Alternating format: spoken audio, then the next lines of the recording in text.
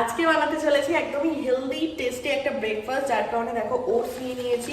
Mixer জারে আমি ওটসটা দিয়ে দিলাম অল্প একটু, ওই 2 চামচের মতো। এখানে ফ্রুটস রয়েছে, কলা রয়েছে, দিয়ে দিই কলার স্লাইস, আপেল রয়েছে, আপেলের স্লাইস দিয়ে, একটু মিষ্টির জন্য খেজুর রয়েছে, সামান্য একটু হানি, এটাতেও একটু সুন্দর মিষ্টি একটা ভাব হবে। দুধ, এই যে দুধ দিয়ে দিলাম, আটাটা আটকিয়ে জাস্ট ব্লেন্ড করে নেব।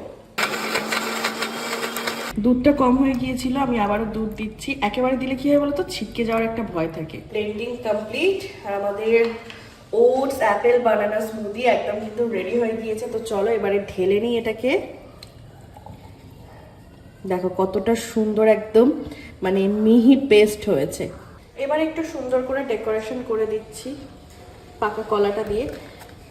এই যে 2টো কলা এইভাবে দিয়ে দিই উপর দিয়ে, আর ওইটা দিলাম না। এবারে হচ্ছে টেস্টের পালা। এটা কিন্তু ওয়েট লসে হেল্প করবে। এতদিন এত আনহেলদি হয়েছে, এবার তো একটু হেলদি। আজকে থেকে পুরোপুরি হবে না, আস্তে আস্তে হবে, তাই তো? টেস্টি, সত্যি টেস্টি। তোমরা বানিয়ে খেতে পারো।